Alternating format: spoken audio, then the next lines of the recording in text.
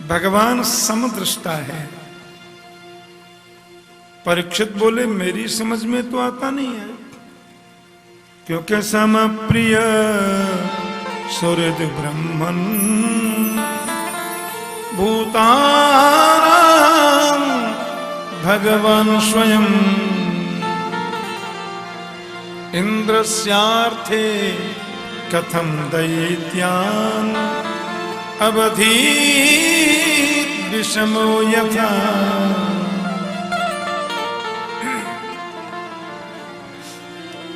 भगवान भेदभाव करते मुझे ऐसा लगता है,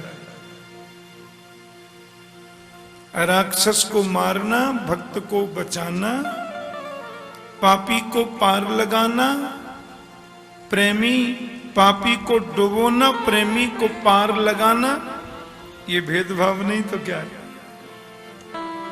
मैं पूछता हूं क्या दुष्ट भगवान के पुत्र नहीं है? क्या पापियों के हृदय में परमात्मा वास नहीं करता? परीक्षित पूछ रहे। जब भगवान समस्त प्राणियों के पिता हैं तो इंद्रस्यार्थे कथम दैत्यान अवधीत विषमो यथा। देवराज इंद्र के लिए दैत्यों को मारना ये विषमता नहीं है? अरे भाई, चूहे में भी भगवान और बिल्ली में भी भगवान, फिर ये बिल्ली वाले भगवान चूहे वाले भगवान का ब्रेकफास्ट क्यों कर जाते हैं? मेरी समझ में नहीं आता। सुखदेव जी बोले भगवान किसी को मारते नहीं है, भगवान किसी को बचाते नहीं राजन। भैया ये सब चमत्कार तो भगवान की आंखों का है। जो भगवान की आंखों के सामने आ गया वो पार हो जाता है, और जो सामने नहीं आया वो डूब जाता है। भगवान किसी को मारते या बचाते नहीं है। सामने जाने का मतलब है प्रभु की याद करना। कोई भगवान को प्रेमी मानकर याद करता है, तो कोई उनको मित्र मानकर याद करता है, कोई पति मान के भी याद करता है, तो कोई कोई भगवान को शत्रु मान के भी याद करता है। तुम्हारे बाबा युधिष्ठिर ने जब यज्ञ किया था तो प्रश्न हुआ यज्ञ में पहले पूजा किसकी हो? और सहदेव ने जब कृष्ण का नाम लिया तो शिशुपाल ने गालियों से शुरुआत कर दी। 101 गाली होते ही भगवान के सुदर्शन चक्र ने शिशुपाल के सिर को धड़ से अलग कर दिया। तो लोगों ने देखा कि शिशुपाल के शरीर में से प्राण ज्योति निकली, और वो प्राण ज्योति 7 बार आकाश में घूमकर भगवान के मुख में होकर उनके श्री विग्रह में चली गई। हमारे शास्त्रों में इसको बहुत बड़ी मुक्ति बोलते हैं, सायुज्य मुक्ति। सायुज्य मुक्ति का मतलब है ज्योति से ज्योति मिल गई, भगवान में ही समा गए। ये सायुज्य मुक्ति है। अब बहुत ऊंची मुक्ति होती है। अब युधिष्ठिर जी की आंखों में तो आंसू आ गए। युधिष्ठिर जी की बगल वाली सीट पर बैठे थे देवर्षि नारद। तो युधिष्ठिर ने कहा महाराज ये क्या अनर्थ हो रहा है? नारद जी बोले क्यों? अरे गिन गिन कर भगवान को गालियां देने वाला पापी शिशुपाल मुक्ति पा लिया, वो भी सायुज्य मुक्ति। इसको तो करोड़ों वर्ष नरक में सड़ना चाहिए था। माना कि शिशुपाल गाली देता था भगवान को युधिष्ठिर जी, लेकिन प्रभु की याद तो करता ही था। और 3 जन्मों से शिशुपाल ने भगवान से द्वेष किया। पहले यही शिशुपाल हिरण्यकश्यपु था, फिर ये रावण बना और तीसरी बार शिशुपाल बना। भगवान के पार्षद ही तो हैं, ये सब लोग जानते हैं कथा। और शिशुपाल की पत्नी का नाम था कयाधु। जब ये हिरण्यकश्यपु था तो इसकी पत्नी थी कयाधु। और भैया इसके 4 बेटा थे, ह्लाद, अनुह्लाद और संह्लाद। ह्लाद, अनुह्लाद, संह्लाद 4 पुत्र हैं, चौथा प्रहलाद। तपस्या करके आया, भगवान से द्वेष करता है कि 12 बन के मेरे भाई हिरण्याक्ष को मार दिया। अब प्रहलाद की श्रद्धा है भगवान में। जहाँ लगन लगी घनश्याम की, परमात्मा में जिसकी लगन लग जाए उसे कौन रोके। ये वैचित्र्य है। प्रेम से बोलो जय श्री कृष्ण। हिरण्यकश्यपु ने समझाया, प्रहलाद तो उपदेश करते हैं। मारने के 1000 उपाय किए लेकिन कुछ नहीं आया समझ में। असुर बालकों ने भी समझाया, प्रहलाद ने उन बच्चों को ही भक्ति का उपदेश कर दिया। हिरण्यकश्यपु ने दौड़कर प्रहलाद को पकड़ लिया। हे दुर्विनीत मंदात्मन कुलभेद कराधम स्तब्धम अच्छासनोद्भूतम नैष्ये त्वाद्यमक्षयम्। तुझे यमराज के पास पहुंचने से कोई रोक नहीं सकता। बता कहां है तेरा परमात्मा। प्रहलाद बोले सब जगह है। यस्त्वया मंदभाग्योक्तौ मदन्यो जगदीश्वर क्वासौ यति च सर्वत्र तस्मास्तम्भेन दृश्यते। यदि तेरा परमात्मा सब जगह तो खम्भे में क्यों नहीं है। प्रहलाद बोले दृश्यते, मुझे दिख रहा है। क्योंकि उमाज राम चरण रत विगत काम मद क्रोध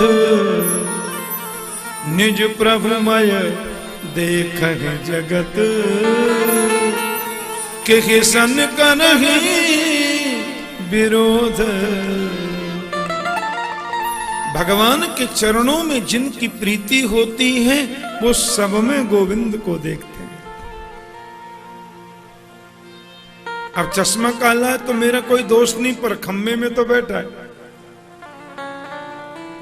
उसने जोर से तलवार का प्रहार किया, खम्मा फाड़ कर मेरे परमात्मा प्रकट हो गए। बोली नृसिंह भगवान की। लेकिन हिरण्यकश्यपु तो कहता है मुझे कौन मारे, अहंकार है। और सायंकाल का समय आया तो भगवान ने महाराज दरवाजे के बीच में उसको लेकर के जंघाओं पर डाल दिया और जितने वरदान ब्रह्मा से पाए थे सब पूरा करके पेट चीर दिया, मार दिया। भगवान के रूप को देख करके देवता ब्रह्मा जी, वरुण जी, यम जी, कुबेर जी, सूरज जी, चंद्र जी, इंद्र जी सब भाग गए। भगवान की स्तुति गा रहे लेकिन कोई सामने टिक नहीं पाता। और शास्त्र कहता है कि भगवान को जब क्रोध आता है तो वो प्रलयंकारी होता है। यदि जल्दी काबू नहीं किया गया तो एक क्रोध प्रलयंकारी हो जाएगा।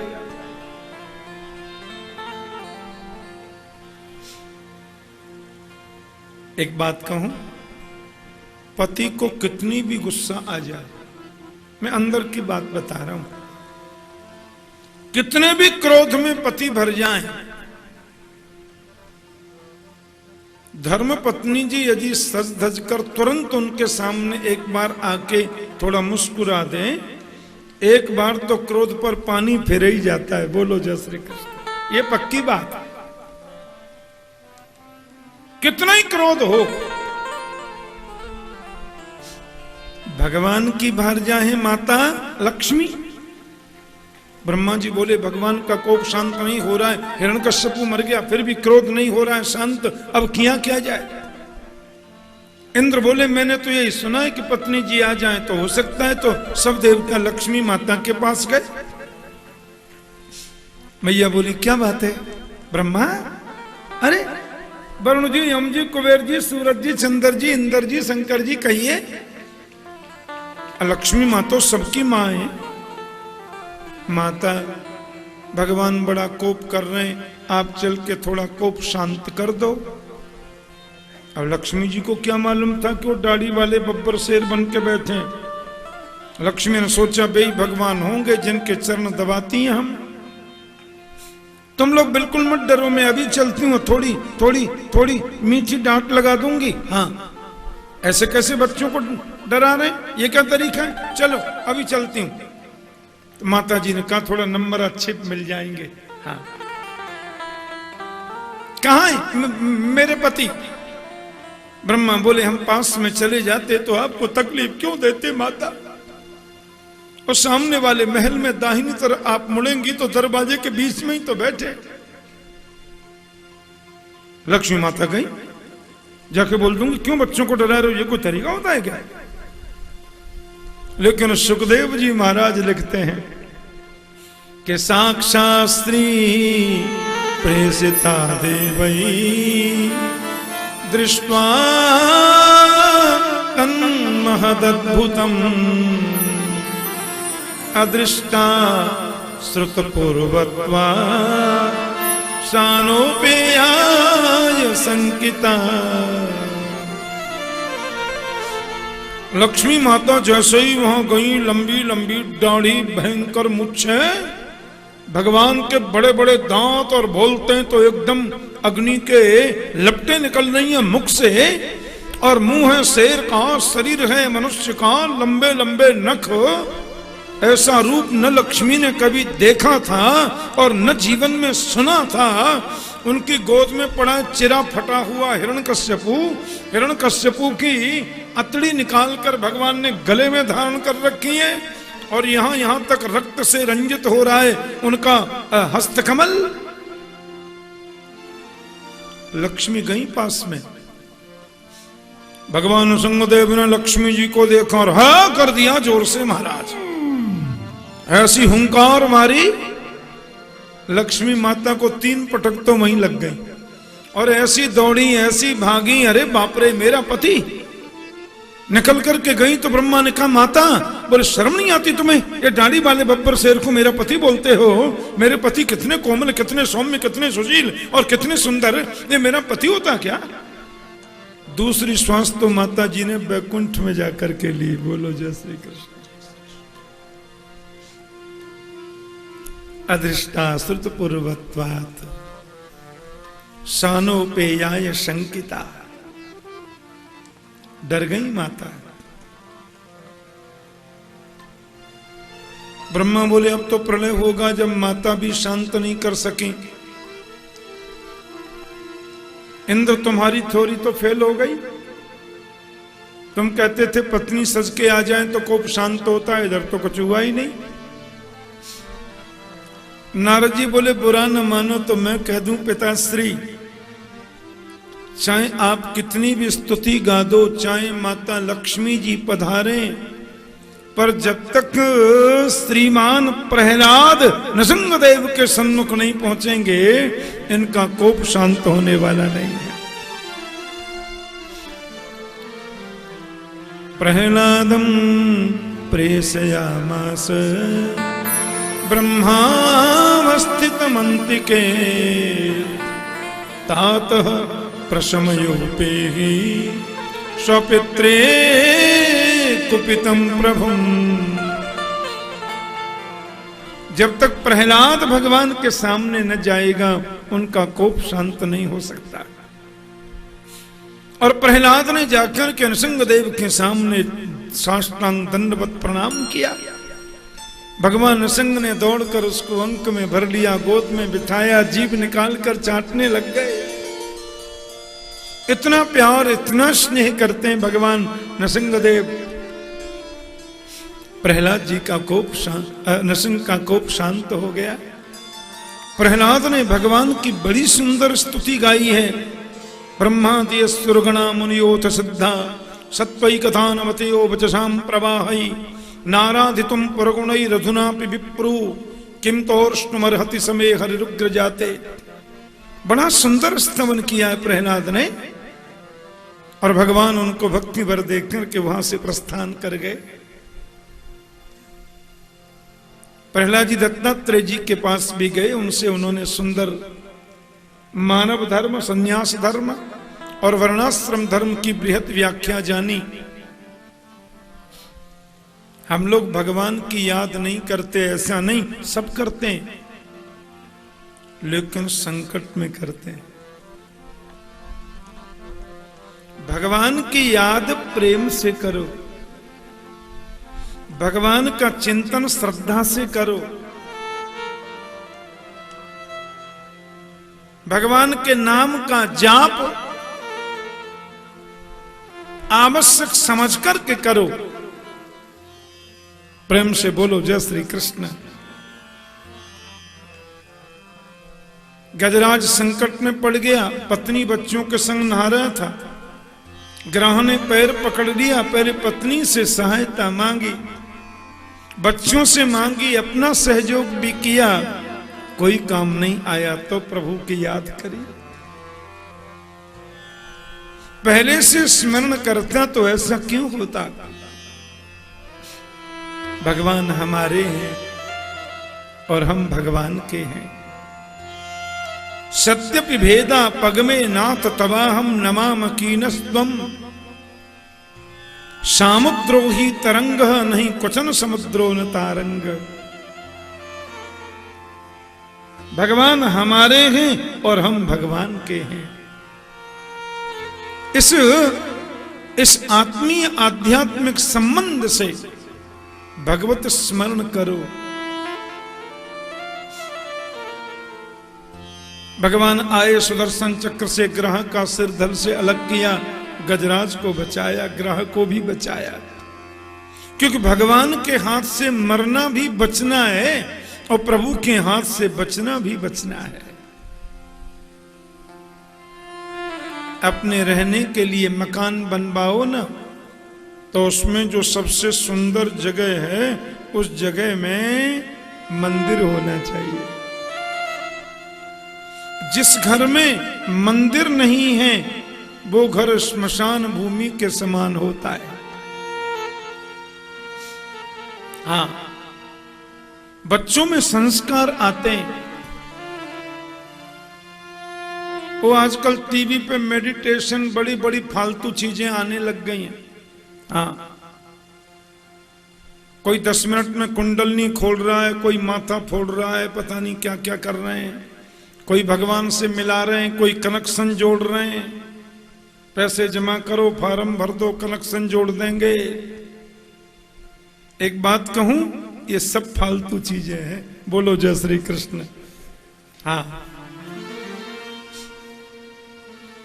अभी तकरीबन कुछ वर्षों से वो बहनजियों का एक वो हो गया है, कौन समाज बोलते हैं, कौन कुमारी समाज, बस उनकी पूछो ही मत मारा। एक बार मैं पड़ गया चक्कर में, घूमने गया था, गुजरात से लौट रहा था, पत्नी बच्चे साथ में थे, तो रात को रुक गया वहां। अब वो आकर के बोले सवेरे 5 बजे हमारा वो क्या सेंटर होता है, उसमें आप भी पधारिए। मैं पहुंच गया। अब तो वो कौन सी दादी जी होती हैं, वो प्रवचन कर रही फालतू, और जितने नासमझ लोग हैं सबकी भीड़ होती है वहां। बोलो जय श्री कृष्ण। बड़े बड़े मंत्री आ जाएं, बड़े बड़े ये आ जाएं, उनको धर्म कर्म की क्या मालूम। विदेशी अंग्रेज आ जाएं, बेचारे ABCD नहीं जानते। अब कभी रामकृष्ण की खिल्ली उड़ा में, कभी लक्ष्मी नारायण, बोले राधा कृष्ण लक्ष्मी नारायण तो राजा रानी है, पता नहीं क्या। मीठे बच्चों, हाँ मैंने की रसगुल्ले बच्चों। बोलो जय श्री कृष्ण। पता नहीं क्या क्या शब्दावली। शास्त्र कहते हैं हरि हरि निंदा सुनहि जे काना, होए पाप गौ घात समाना। शास्त्र की निंदा और परमात्मा की निंदा सुनना मना है, और यदि कोई करता है तो डट करके मुकाबला करो, नहीं तो आंख बंद करके कानों में उंगली डाल के उठ के चले जाओ। अब मैं तो उनका गेस्ट था, अतिथि था, मैं ही बैठा हूं सामने। मैंने चिट्ठी लिखकर वहीं से मंच पर भेज दी। तुम अम्मा जी हो कि दादी जी हो मालूम नहीं, इसी मंच पर इसी समय तुमसे मैं वार्ता करना चाहता हूं। जी पधारिए। मैंने कहा तुम ये जो फालतू बातें कर रही हो इन नासमझों के सामने, तुम्हारा कौन सा ग्रंथ है, क्या तुम्हारी संस्कृति है, क्या तुम्हारा वेश है? ये एक सिंधी बाबा बैठा है, इसको तुमने शिव बाबा बता दिया है, और ये तुमने काल्पनिक रेखाएं खींच रखी हैं, बीच में लट्टू लगा दिया बिजली का। बोले इसको देखो ये ज्योति है, ये है, फालतू है, इससे तुमको ये हो जाएगा। ये सब क्या मतलब है? पता है वो क्या बोली मेरे से? बोले हमारा शिव बाबा हमारे कान में बोलता है और वही हम मुंह से कहते हैं। सज्जनों, सबसे सुंदर बात है, मन का कनेक्शन गोपाल जी से जोड़ लो। श्री राधा माधव के चरणों में प्रीति करो और कर से कर्म करहु विधि नाना, मन राखहु जहां कृपा निधाना। शरीर से संसार का कर्म करिए, जरूरी है। आप दुकान पर 8 घंटे बैठकर कर्म कर रहे हैं, ये भक्ति है। आप ग्राहक में भगवान का दर्शन कर रहे हैं, ये भक्ति है। ज्यादा से ज्यादा धन कमाइए, दोष नहीं है, और जितना धन कमाओ वो पत्नी के हाथ में आके रखो, ये धर्म है। बोलो जय श्री कृष्ण। बच्चों से प्रेम करो, बड़ों का आदर करो, माता पिता गुरुजनों की सेवा करो, पड़ोसी से स्नेह करो, किसी की निंदा नहीं, लेकिन मन का कनेक्शन गोविंद से जोड़ दो तो आप गृहस्थ आश्रम में रहते मुक्ति पा जाओगे। बोलो जय श्री कृष्ण। कोई लट्टू जला रहा है, कोई बल्ब जला रहा है, कोई कुंडलनी खोल रहा है, फालतू बातें, टोटली कुछ होने वाला नहीं है। वृंदावन में मेरे पास में आए कुछ भक्त लोग पंजाब से। अब मैं तो सहज भाव में सबसे मिलता हूं, मेरा समय सुबह 10 से 12 बजे तक मैं सबसे मिलता हूं। वृंदावन में रहूं चाहे कथा में रहूं, 10 से 12 बिल्कुल कोई भी मिले और कुछ भी पूछे, जितना मैं अपनी अल्प बुद्धि से जानता हूं बता ही देता हूं। और बहुत देर तक चर्चा करते रहे, फिर मुझसे बोले ठाकुर जी आप तो इतने दिन से कथा सुना रहे दुनिया को, आपको भगवान का दर्शन हो गया? मैंने कहा 39 साल से लाइन में लगा हूं, अभी टिकट ही नहीं मिली है अम्मा। तुम दर्शन की कौन सी बात करती हो? अरे आपको दर्शन नहीं हुए? मैंने कहा मैं कह रहा हूं टिकट ही नहीं मिली है मां। जब बहुकाल करिए सत्संगा। और दर्शन का जहां तक प्रश्न है तो किसका दर्शन? बोले परमात्मा का। मैंने कहा वो तो भीतर बैठा है। ईश्वर सर्वभूतानाम हृदय से अर्जुन तिष्ठति। जिस दिन हमारे और उसके बीच का पर्दा हट जाएगा उसी दिन दिख जाएगा। फिर बोले आपकी तीसरी आंख खुल गई? मैंने कहा अभी तो नहीं खुली है, डॉक्टर से बुला के ऑपरेशन कराऊंगा यहाँ पे। बोलो जय श्री कृष्ण। इधर 2 टांकन खुलवा लूंगा, सोई निकल जाएगी आंख भीतर से। बोलो जय श्री कृष्ण। मैंने कहा क्यों फालतू के चक्कर में पड़ती हो माता?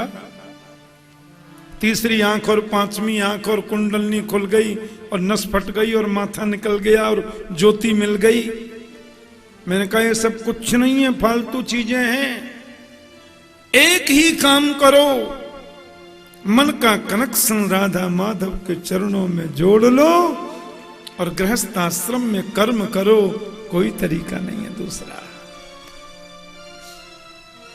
अपने रहने के लिए मकान जो हम बनवाते हैं, उसमें जो सबसे सुंदर जगह है उसमें मंदिर बनवाओ।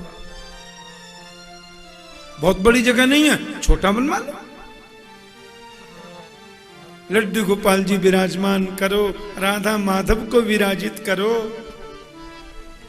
शास्त्र कहते हैं घर में जो हम पूजा में भगवान रखते हैं वो 10-12 अंगुल से बड़ी मूर्ति रखना मना है।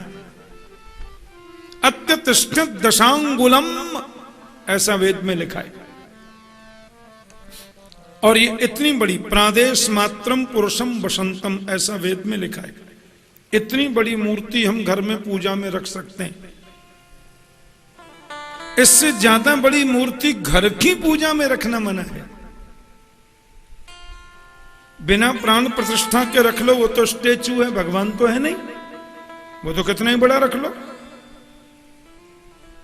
लेकिन प्राण प्रतिष्ठित की हुई प्रतिमा, मूर्ति धातु की, इतनी बड़ी घर में रख सकते हैं। ध्यान से सुनना। और 3 बातों का ध्यान रखो, कुछ नहीं करना, कोई कठिनता नहीं है।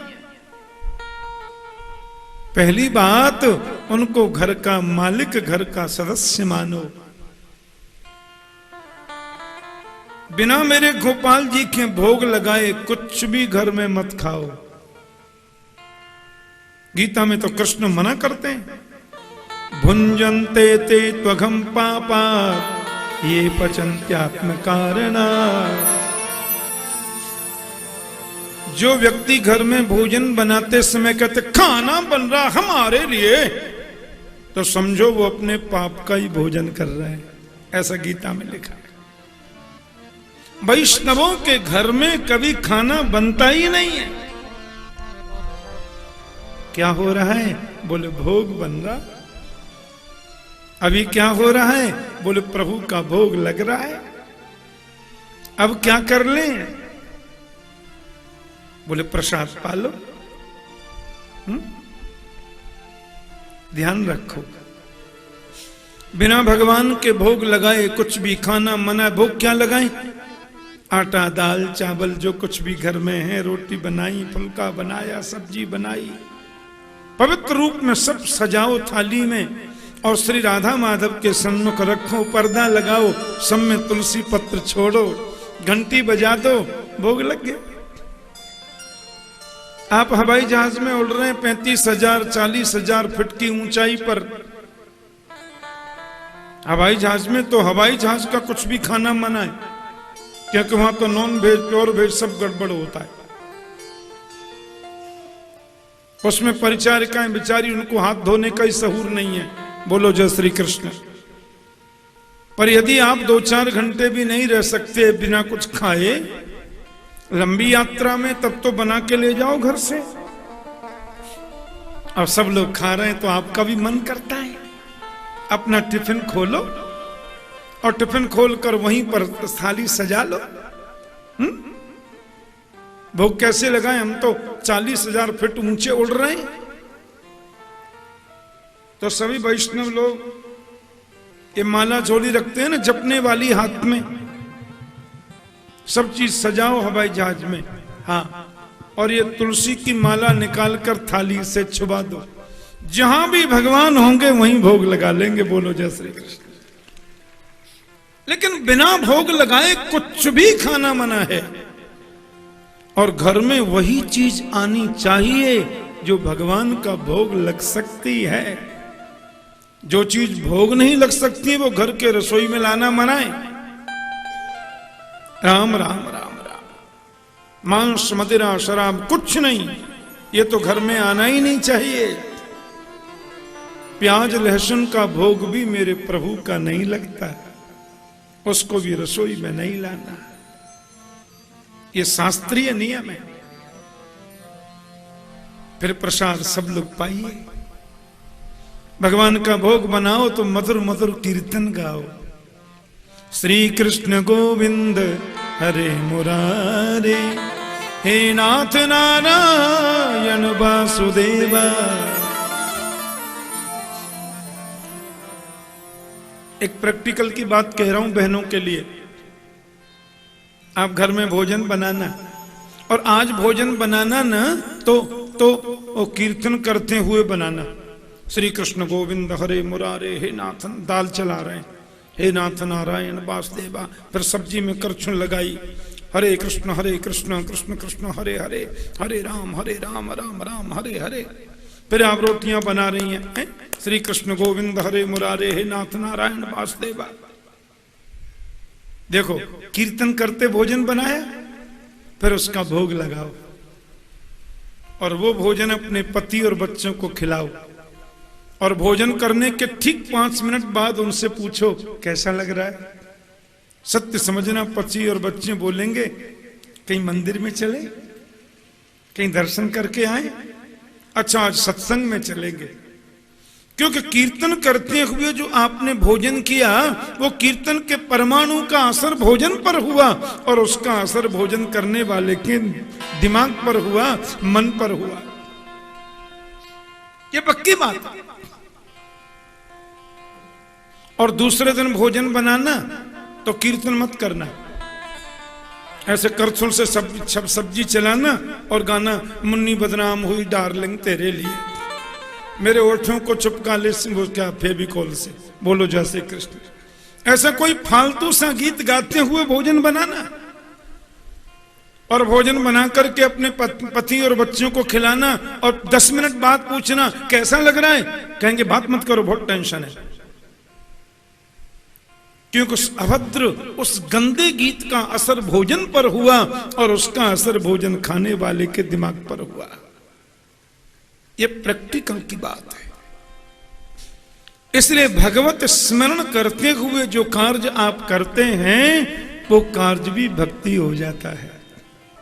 भीड़ बहुत है, कई जगह तो मैंने देखा फेंक के मारते हैं माला, पुजारी जी के मुंह पर ही जाके पड़े, लेना महाराज। पुजारी जी भगवान को चढ़ा क्यों, फिर माला वापस देते, लेना भगत।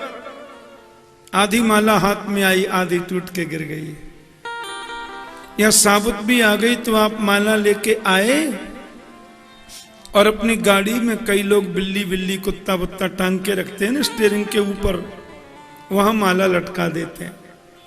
और जब भी श्रीमान जी ब्रेक लगाते हैं तो भगवान की निर्माल्य, भगवान की प्रसादी माला के फूल झरझर कर उनके चमड़े वाले जूतों पर गिरते हैं।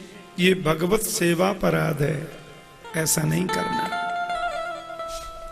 भगवान का निर्माल्य जो आपको मिलता है उसे आंखों से लगाइए, उसको सिर से लगाइए, उसको बहुत भाव से सुरक्षित रखिए।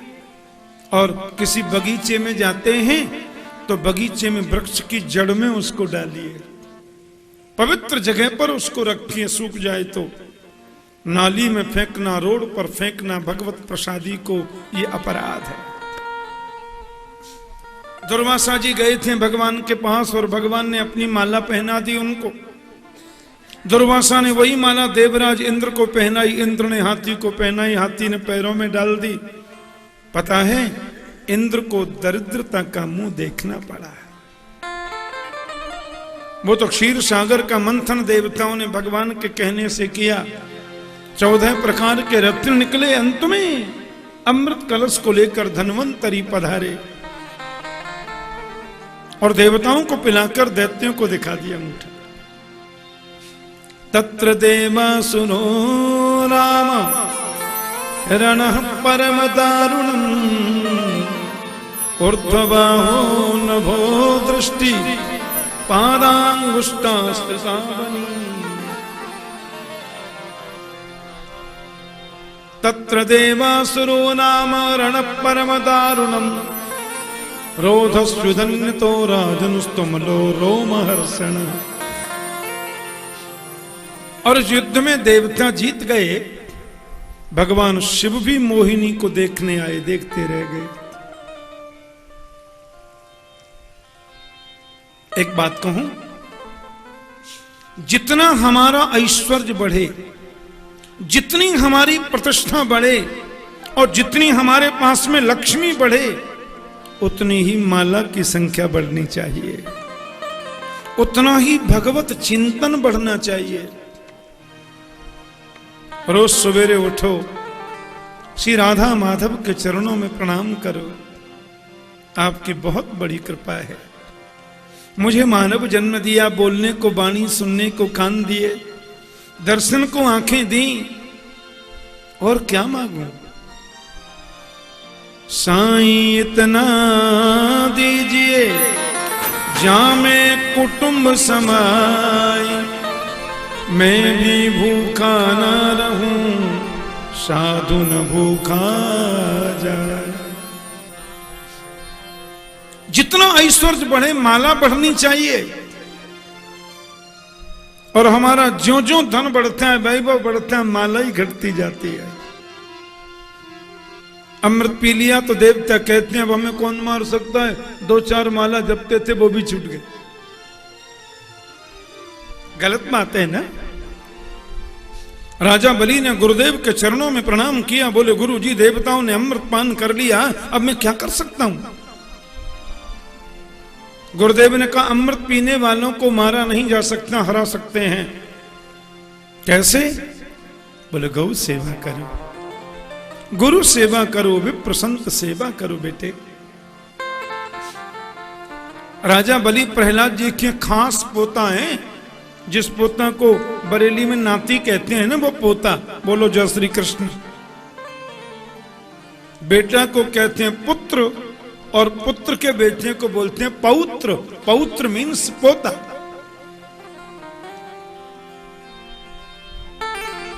और जिसको बोलते हैं पड़पोता, वो होता है नाती। बोलो जय श्री कृष्ण। हमारे ब्रज में भी पोता को नाती बोलते हैं, तो बरेली में क्यों नहीं बोलेंगे? बोलो जय श्री कृष्ण। तो प्रहलाद जी के बेटा विरोचन है, विरोचन का बेटा बलि है, यानी प्रहलाद का पोता। बड़ी गुरुदेव की सेवा करी बलि महाराज ने। गुरुजन का चढ़ाई कर दो, स्वर्ग में मैं आशीर्वाद देता हूं। और बलि ने चढ़ाई की महाराज, केवल स्वर्ग नहीं त्रिलोकी को अपने कब्जे में कर लिया।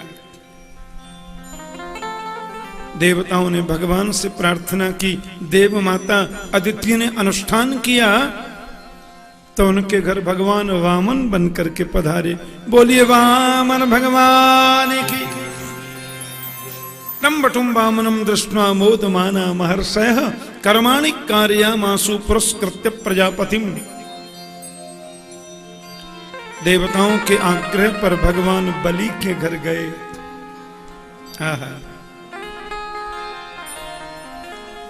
बलि तो देखकर के गदगद हो गए, मेरे घर कौन आया है।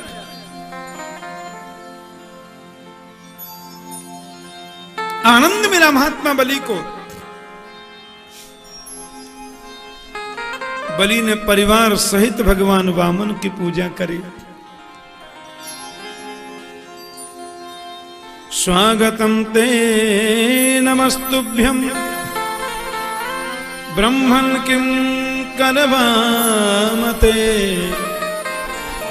ब्रह्मर्षीणां तपस्साक्षान् मन्ये त्वादिवपुर्धरम्। मुझे लगते हैं बड़े बड़े ब्रह्मर्षि लोगों की तपस्या आज आर्य वपु लेकर के मेरे मंडप में आ गई।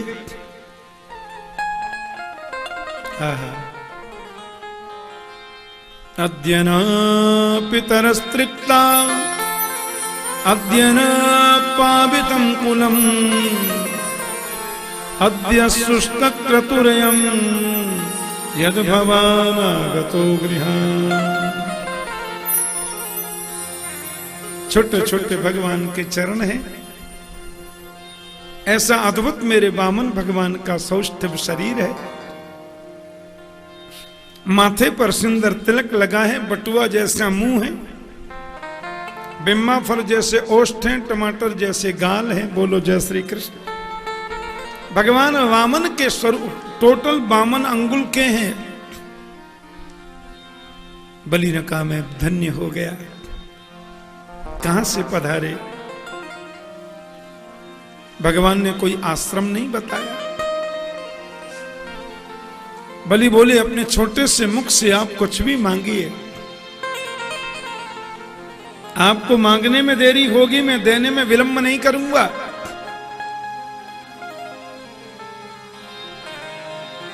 कि गाम कांचनम गुणबद्धाम अमृष्टम तथान्न में उतवा विप्र कन्या ग्रामान समृद्धान स्तुरगान गजान बटोर यथा अर्हत संप्रयच्छ। आपको 2-4 हजार गाय दे दे या कोई सोने का बना हुआ महल दान, बोलिए ना आप। शादी नहीं हुई तो किसी ब्राह्मण कन्या के संग आपकी शादी कर दे। भगवान ने कहा आप तो परम उदार हैं, आप परम मनीषी हैं। आपके दादा परदादा पर बाबा सब तो दानी थे, लेकिन मैं तो किसी से दान लेता नहीं। बलि बोले आप जैसा संत ब्रह्मचारी मेरे मंडप में बिना कुछ लिए चला जाए तो बड़ा संकोच लगेगा मुझे। भगवान बोले यही मैं सोच रहा हूं कि तुमने मुझे बड़े धर्म संकट में डाल दिया है। यदि मैं तुमसे दान लेता हूं तो मेरा नियम बिगड़ता है, क्योंकि जीवन में कभी लिया नहीं, और नहीं लेता हूं तो तुम्हारे मन को कष्ट होता है।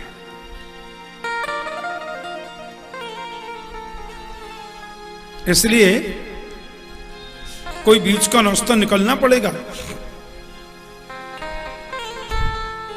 तस्मात् त्रीणि पदान्येव वृणे त्वद्वरदर्शभा एतावतैव सिद्धोऽहं वित्तं यावत् प्रयोजनम्। तुम हमें 3 पग जमीन दान में दे दो, बस इसी में अपन प्रसन्न हैं। भाई ले रहे इसलिए तुम्हें तकलीफ नहीं होगी, और ज्यादा नहीं ले रहे इसलिए अपना नियम भी बिगड़ेगा नहीं। राजा बलि बोले तुम रहे बामन के बामन मांगना भी नहीं आता। हमारे ब्रज में तो कहते हैं अगम बुद्धि बानिया, मध्यम बुद्धि जाट, तुर्क बुद्धि तुर्कुड़ा, बामन चौपड़ पाट। भगवान ने मन में सोचा तो 3 पग ही पूरे कर देना, अभी पता चलता। बलि बोला मेरा मन तो था 10-5 हजार गांव आपको दान में दे देता, पर आप 3 पग में राजी है तो अपन क्या कर सकते हैं। आहा, कमंडल में पानी लाओ और संकल्प करो। शुक्राचार्य जी बोले भैया मुझे तो ये बामन 53 दिखाई देता नहीं है, गड़बड़ है। एस वैरोचने साक्षात भगवान विष्णुरव्यय कश्यपा अदितेर जातो देवानाम कार्य साधक। देवताओं के कार्य को सिद्ध करने के लिए परमात्मा नारायण आया है। बलि ने कहा मेरे दोनों हाथों में लड्डू हैं सदगुरुदेव, यदि ये साक्षात भगवान है तो सब कुछ लूट कर ले जाएं, परवाह नहीं। लोग कहेंगे बलि के घर भगवान मांगने आया। और यदि ये कोई ऋषि कुमार है, ब्रह्मर्षि है, तो मेरे भारत का ऋषि जितना बोलेगा उससे 1 इंची ज्यादा नहीं ले सकता। वो तो वचन का पक्का होता है। आहा, बामन रूपाय ब्राह्मणाय तुभ्यमहं 3 पदवीं पृथ्वीं संप्रददे। और संकल्प होते ही भगवान ने विराट रूप धारण कर लिया, अद्भुत विराट रूप ले लिया मेरे परमात्मा ने, और 2 चरणों से त्रिलोकी को नाप लिया। तीसरा देने के लिए कुछ बचा ही नहीं।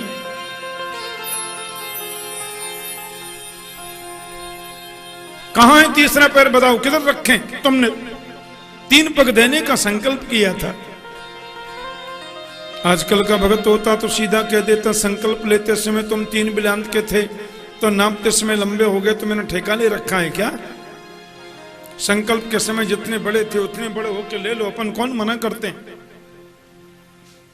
लेकिन बलि ने बहुत सुंदर बात कही, यद्युत्तम श्लोक भवन ममेरितम बचो व्यलीकं सुरवर्यमन्यते करो मृतं तन्न भवेत् प्रणम्भनं पदं तृतीयं कुरु शीर्ष्णिमेयम्। अभी तक आपने मेरे धन को नापा है, पर धन का मालिक तो बाकी है। पदम तृतीयम कुरु शीर्ष्णिमे निजम। भगवान की आंखों में आंसू आ गए। बोले मैंने बहुत दानी देखे पर ऐसा नहीं देखा।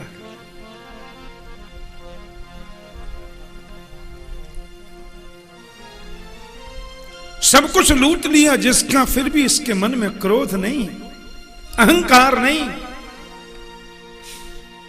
प्रहलाद जी महाराज स्वर्ग से पधारे, बोले आपने मेरे पौत्र बलि को त्रिलोकी का साम्राज्य दिया, आपने ले लिया, बात खत्म। बलि की पत्नी कहती हैं कि क्रीडार्थमात्मनेदं त्रिजगत् कृतं ते सौम्यं तु तत्र कुधियो परैष कुर्जुः कर्तु प्रभोस्तमकमस्यत आवहन्ति त्यक्त ह्रियस्तदपरोपित कर्तृवाद। ये पूरा विश्व प्रपंच आपकी क्रीड़ा है मेरे परमात्मा। ये मानव की गलतियां मेरा मेरा मेरा मेरा हल्ला मचाता है। आज 8 बजे कथा सुनकर के जाओ तो कमरे में अंदर बंद हो जाना और एकांत में बैठकर अपने आप से प्रश्न करना, मैं कौन हूं? यदि मैं आंखें हूं तो आंखें तो अंधी हो जाती, अपन रोक नहीं पाते। यदि मैं कान हूं तो कान में मशीन लगाए घूमते, सुनना बंद हो जाता है। यदि शरीर में हूं तो कम से कम शरीर को मरने तो नहीं देना चाहिए, वो मर जाता है, अपन रोक नहीं पाते। तो ये कंफर्म हो गया कि शरीर भी मैं नहीं हूं। माता पिता मेरे हैं तो मरने के बाद कभी चिट्ठी आती, कभी ट्रंक कॉल आया, कभी दादी जी का अम्मा जी का ईमेल आया, बेटा हम नरक में कि स्वर्ग में, दुखी हैं कि सुखी हैं। पत्नी हमारी है तो शादी से पहले जानते नहीं थे और मरने के बाद साथ कभी जाती नहीं है। गई हो तो बताओ। फिर ये मकान है, ये दुकान है, ये तिजोरी है, ये लॉकर है, ये बैंक बैलेंस है, ये है, वो सब क्या है? 45 मिनट तक अपने आप से प्रश्न करो तो तुम्हारी अंतरात्मा से एक आवाज निकलेगी, चल रे हंसा अमर लोक को, यहां कोई नहीं तेरा है, जग वालों का हुआ अंधेरा, अपना हुआ सवेरा है। ये सब केवल स्वप्न है। तुम शरीर नहीं हो, तुम आंखें नाक कान नहीं हो, तुम हो दिव्य चिन्मयी शाश्वत आत्मा। तुम नित्य शुद्ध मुक्त चिन्मय आत्मा हो और इस आत्मा का मालिक, आत्मा का पति, आत्मा का सर्वस्व केवल परमात्मा, दूसरा कोई हो नहीं सकता। यही समझना है। भगवान ने सुतल का राज्य बलि को दे दिया, सुतलम स्वर्ग भी प्रार्थ्यम, और बोले तुम्हें कुछ मांगना है तो मांगो। बलि बोले जब भी महल से बाहर निकलूं द्वार पे प्रथम दर्शन आपका, और जब भी महल में अंदर प्रवेश करूं तो भी प्रथम दर्शन आपका। भगवान बोले इसका मतलब तो ये हुआ कि हम तुम्हारे चपरासी हो जाएं, दरबान हो जाएं? ऐसा तो मैंने नहीं बोला मेरे प्रभु। बोले और आपने बोला ही क्या है? अब भाई आप कब निकलोगे ये तो कंफर्म नहीं है, और जब निकलोगे तभी दर्शन चाहिए। ये तो तभी होगा ना जब डंडा लेकर के हम द्वार पर खड़े रहे दरबान बन के।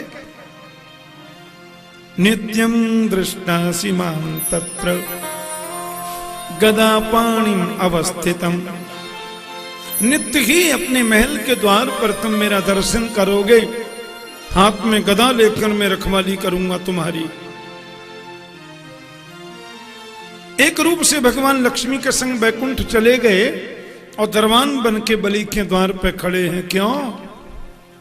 भाव के बस में है भगवान, प्रभु भाव के बस में है।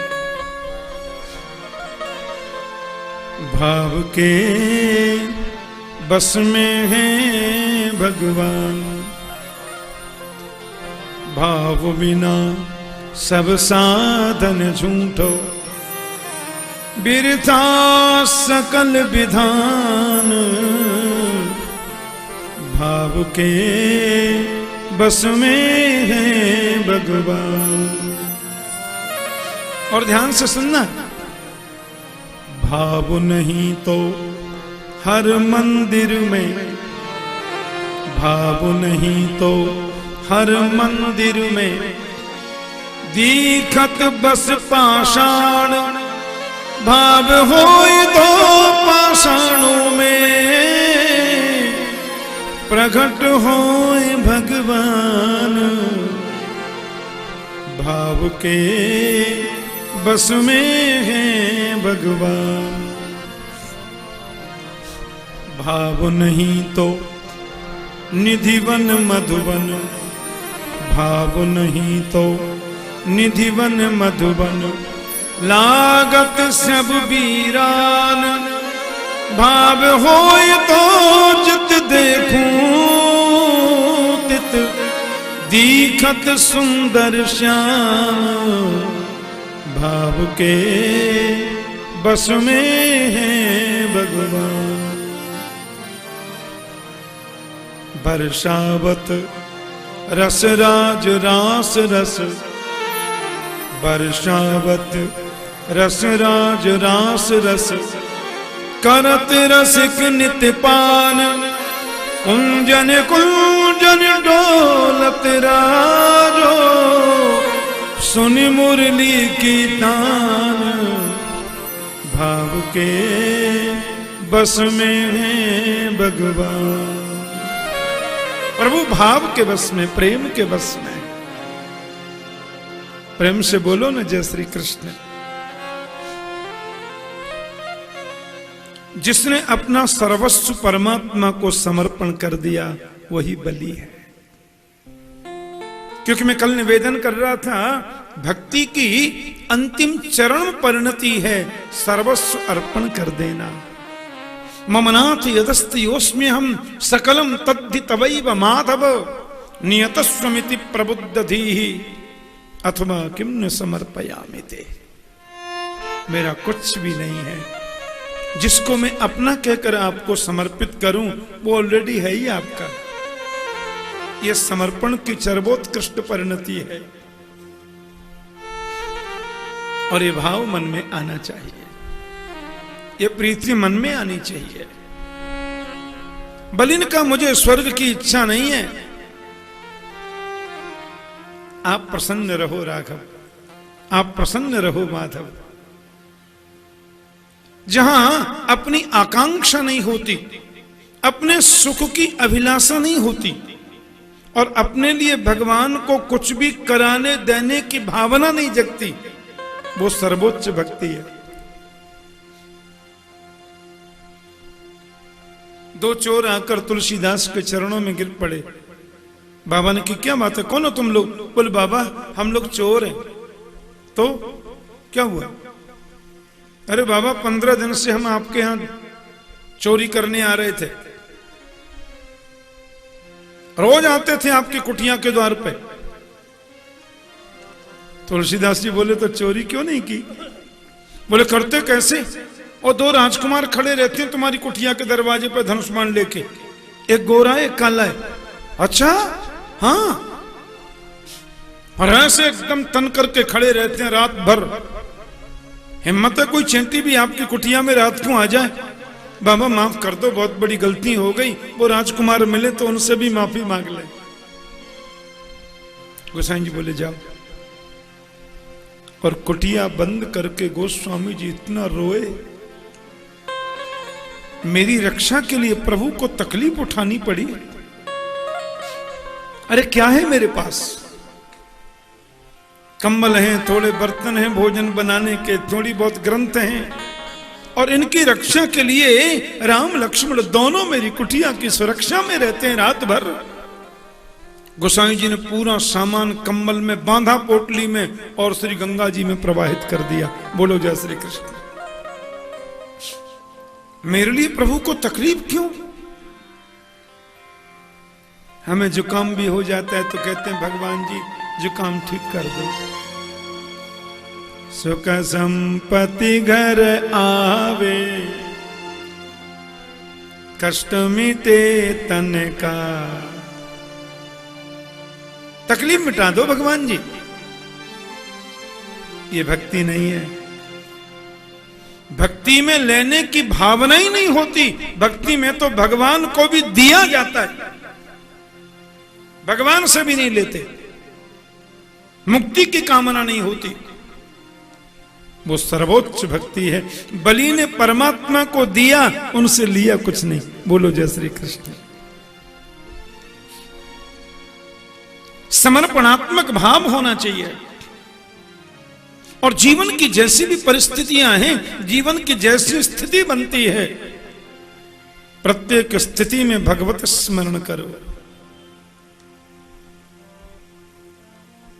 जिस देश में, जिस वेश में, परिवेश में रहो, राधा रमण राधा रमण राधा रमण कहो। भक्ति का सिद्धांत है किसी भी परिस्थिति में बिना टेंशन किए भगवत कृपा की अनुभूति पाएं।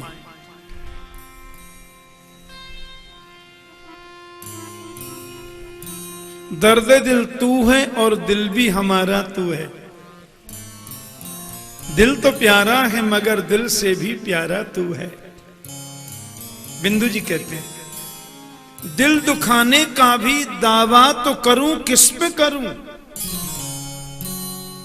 दर्द दिल तू है और दिल भी हमारा तू है। तो तुम्हारी याद में जो दर्द आता है वो दर्द भी तुम्हारी याद में आया ना, इसलिए वो दर्द भी हमारे लिए दवा है। बोलो जय श्री कृष्ण। क्योंकि वो तुम्हारे स्मरण में हुआ। स्व सुख की कामना नहीं। नारद भक्ति सूत्र में संत नारद जी कहते हैं तत्सुखे सुखित्वम। भगवान के सुख में ही सुख का अनुभव करो। राजा सत्यव्रत की कामना के लिए भगवान मत्स्य बनकर पधारे। देखो भगवान के अवतार तो परीक्षित सभी श्रेष्ठ हैं, लेकिन दो अवतार तो सर्वोच्च हैं, रामावतार और कृष्णावतार। कि राम कृष्ण दो एक हैं, अंतर नहीं निमेष। इनके नयन गंभीर हैं, उनके चपल विशेष। राघव के नेत्रों में गांभीर्य है तो कृष्ण के नेत्रों में चपलता है। अंतर कोई नहीं है। भगवान राम ने जिस वंश में अवतार लिया उसे हम सूर्य वंश कहते हैं।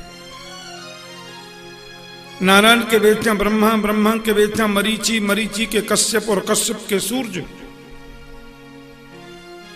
सूर्य का नाम होता है विवस्वान, उसके बेटे हुए वैवस्वत मनु, उनके बेटे सुद्युम्न हुए। इस वंश में नभग, नभग के नाभाग, नाभाग के अम्बरीश। सातों द्वीपों की पृथ्वी के सम्राट है अम्बरीश, लेकिन अभिमान नहीं है।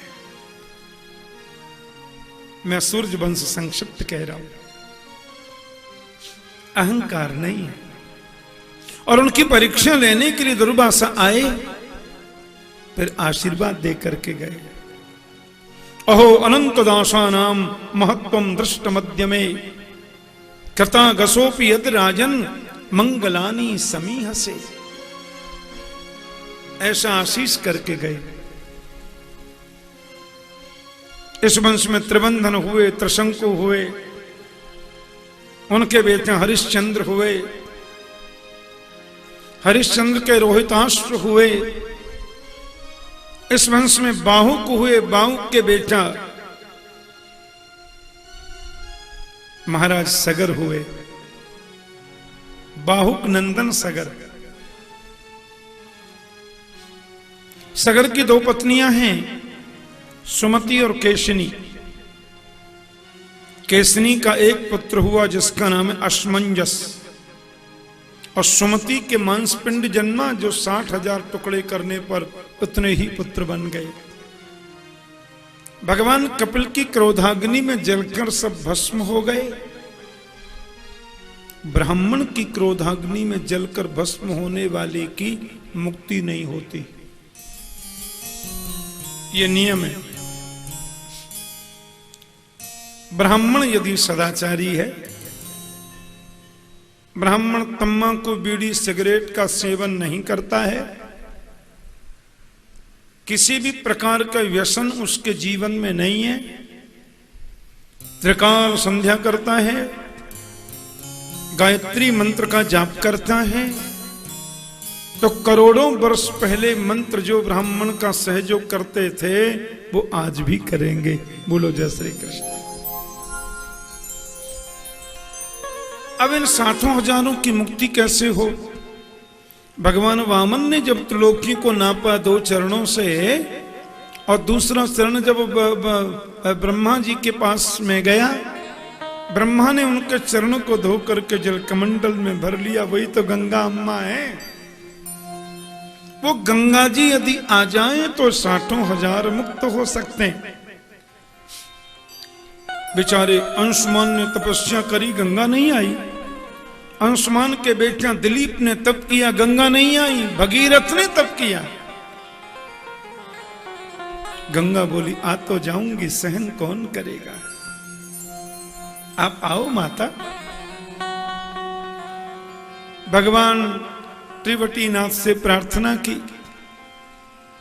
शंकर जी से, शिव जी बोले आने दो। गंगा जी आई तो भगवान शिव ने अपनी जटाओं को इतना विशाल कर दिया, उसी में अम्मा जी घूम रही है। बहुत प्रार्थना करी तो एक कोना छोड़ दिया, और शिव जी की जटा से गंगा माता सुमेरु पर्वत पर आई, और सुमेरु पर्वत से फिर आई सीधे हिमालय पर, और हिमालय में गंगोत्री से निकलना शुरू किया। भगीरथ बड़े प्रसन्न, मेरे पूर्वजों का कल्याण होगा। अच्छा, वहां एक क्षत्रिय महात्मा रहते थे।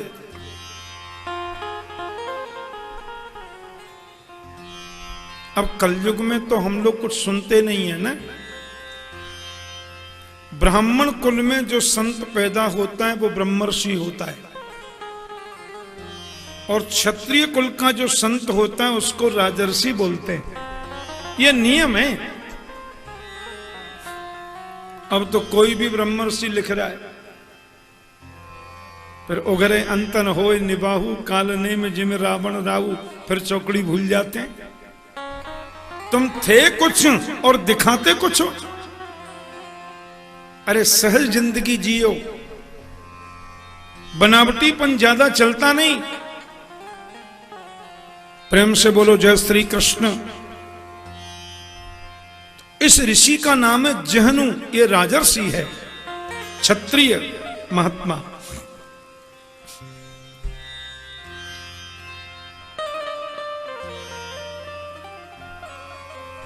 गंगा मां बड़ी तेज गति से आ रही थी, महात्मा श्री जहनु मुनि की कुटिया बह गई। जहनु बोले अच्छा मेरी कुटिया बहा दी। सुब बाबा ने ऐसे ओख लगाई और एक सांस में पूरी गंगा पी गए।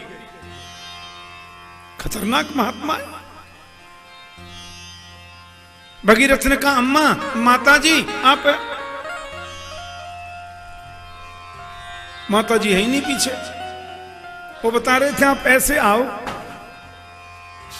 अरे माता जी कहां गई? देखा तो बाबा बैठा है पेड़ के नीचे, फुटबॉल जैसा मुंह फूला है बाबा का। महाराज जी गंगा माता आ रही थी, कहां गई? बोले हम पी गए, प्यास लगी थी। अरे मुफ्त में पी गए आप, मेरे दादा परदादा मर गए तपस्या करते करते, आप ऐसी पी गए। अब जहनु मुनि ने सोचा गंगा को मुख से निकालूंगा तो झूठी हो जाएंगी, फिर भगवान त्रिवटीनाथ का अभिषेक कैसे होगा गंगा जल से, फिर शिवजी का अभिषेक कैसे होगा। इसलिए जहनु मुनि ने सुनो ऐसे कान किया और कान में ऐसे उंगली करके ऐसे किया, सो गंगा जी यहां से निकल गई। बोलो जय श्री कृष्ण। हाँ आगे आगे भगीरथ आ रहे हैं और बड़ा आनंद देवता मना रहे हैं, मां गंगा आ गई कि गंगे गंगे तियो ब्रूयात् योजनानां सदैरपि मुच्यते सर्व पापेभ्यो विष्णुलोकं स गच्छति। गंगा गंगा गंगा इस नाम को कोई 1200 किलोमीटर की दूरी से पुकारे, पाप नष्ट हो जाते हैं, मुक्ति हो जाती है। हम उस देश के वासी हैं जिस देश में गंगा बहती है। गंगा मैया को बिगाड़ने का हमने कोई भी प्रयास छोड़ा नहीं। गंगा माता को अपवित्र करने की जितनी चेष्टाएं मानव को करनी थी वो हम सब कर चुके, फिर भी मां गंगा पवित्र है, फिर भी मां गंगा श्रेष्ठ है। गंदे नाले हमने छोड़े, गटर हमने खोले, क्या कुछ नहीं किया, पर ये तो मां है न जी। सारी अपवित्रता धो करके स्वच्छ बनाया हमें। ऐसी मां गंगा की महिमा है। इसी वंश में भगीरथ के खट्वांग राजा हुए, दीर्घबाहु हुए, रघु हुए, उनके दिलीप हुए, इनके यहां पर अज हुए, अज के बेटे महाराज दशरथ जी हुए। तो सूर्य से 40वीं पीढ़ी में महात्मा दशरथ। आनंद है, पुत्र नहीं है।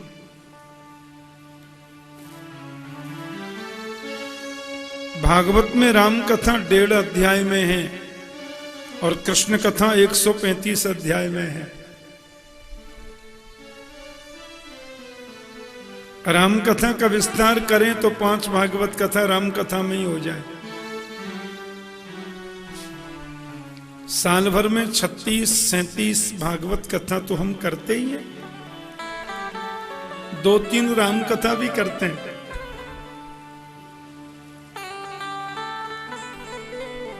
जब हमारी 1008 भागवत कथा पूरी हुई तो श्रीधाम वृंदावन में एक साथ 1008 रामायण के पारायण और राम कथा हुई। पूरे विश्व में उसका लाइव टेलीकास्ट आप लोग देखे होंगे। दिसंबर 26 से जनवरी 4 तक, फिर 19 जनवरी से हमने फिर दूसरी राम कथा करी शालीमार बाग दिल्ली, उसका भी लाइव टेलीकास्ट पूरे विश्व में था। अभी अगस्त में टोरंटो कनाडा में, वहां की जो औद्योगिक राजधानी है, कनाडा में हिंदू हेरिटेज सेंटर, हिंदू सांस्कृतिक केंद्र के द्वारा राम कथा का आयोजन हुआ, हमने करी थी। इस बार कई राम कथा हो गई। फिर बद्रीनाथ की कथा के बाद मंडी कुल्लू के पास, वहां भी राम कथा हुई। और अप्रैल 1 से नवरात्रों में हम पुनः राम कथा कलकत्ता में कर रहे हैं। प्रेम से बोलो जय श्री कृष्ण। बहुत आनंद आता है राघव की कथा।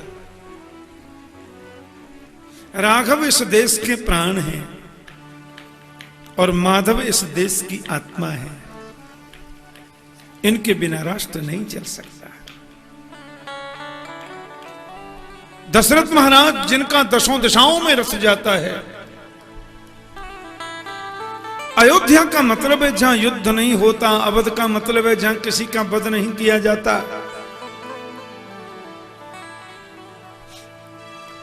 सब आनंद है पर पुत्र नहीं है। एक बार भूपति मन माही, भई गलान हमरे सुत नाई। सुंदर भाव। एक नहीं दो नहीं चार पुत्र होंगे, धरो धीर हो यहीं सुत चारी। श्रृंगी ऋषि को बुलाया जो नैष्ठिक बाल ब्रह्मचारी हैं, विभांडक ऋषि के पुत्र हैं, और यज्ञ में जैसे ही अंतिम आहुति डाली सो अग्निदेव प्रकट हो गए। बोलो ना प्रेम से जय श्री कृष्ण। अब आज हमारे कन्हैया का जन्मोत्सव भी है और 9 बजे दूसरा कार्यक्रम भी शरद पूर्णिमा का है। नहीं तो आज मैं पक्का 11 तो बजा ही देता कथा में। बोलो जय श्री कृष्ण।